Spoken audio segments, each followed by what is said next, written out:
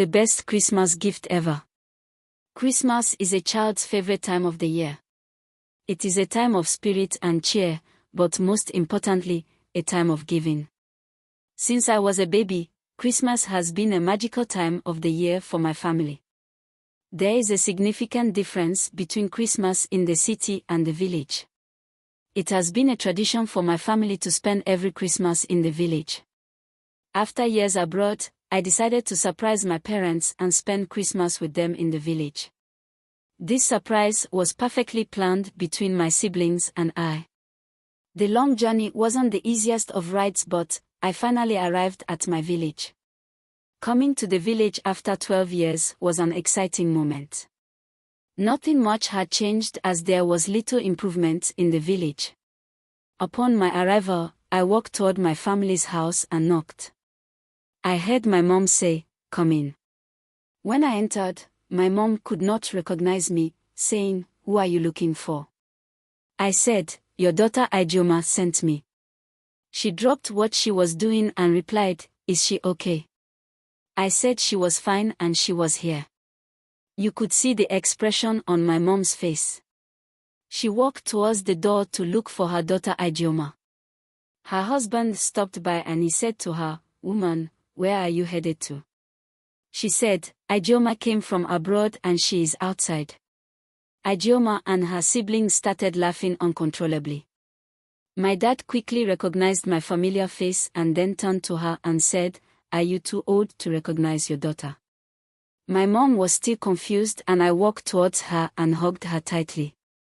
Tears of joy flowed on our faces. It was an exciting moment, a day I and my family would never forget. 2 days after my arrival was Christmas Day. The aroma of Christmas cooking fills the air. This is what I was missing for years. I left my house to take a stroll around the village. A few blocks away from the house, I noticed an 8-year-old crying bitterly under the mango trees.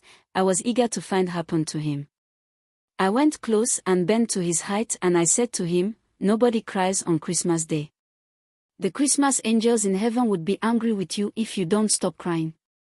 If you stop, the Christmas angels are going to send you a present. What do you want the Christmas angels to buy for you?" Without hesitation, he mentioned Christmas clothes and food. After that, I asked him what his name was and he replied, "Peter." Then I walked him home. I could see the anger on her face when the little boy had thrown away their only Christmas rice on fire. I begged her to calm down. I cleaned the boy's tears and said to him, "I will pass your Christmas request on to the Christmas angel. Then I will come back." I narrated my encounter to my family.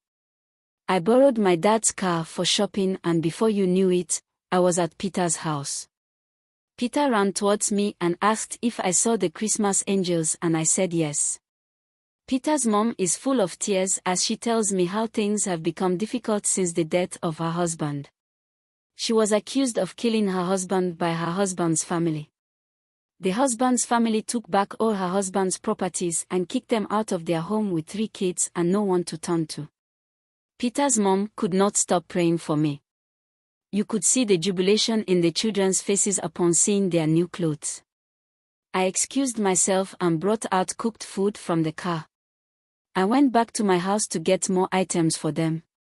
Then I went back to Peter's house for more surprises. By the time I got there, the children wore their new clothes ready to show off. I asked Peter's mom and her children to enter the car without an explanation. After a short drive, I parked in front of an apartment and we walked into a well-furnished flat. I handed over the house keys and said, "This is your new home." She almost fainted. She called me an angel sent by God to wipe her tears. She mentioned how her beloved husband was doing well as a banker before his unexpected death. Thank you, my angel. Moral: while the enemies are busy waiting for you to cry, God is increasing the speed of your blessings. So no matter what is going on in your life, don't quit. No matter what obstacles you face, or the heartache you feel, don't give up. Someone is praying for you and you will make it through.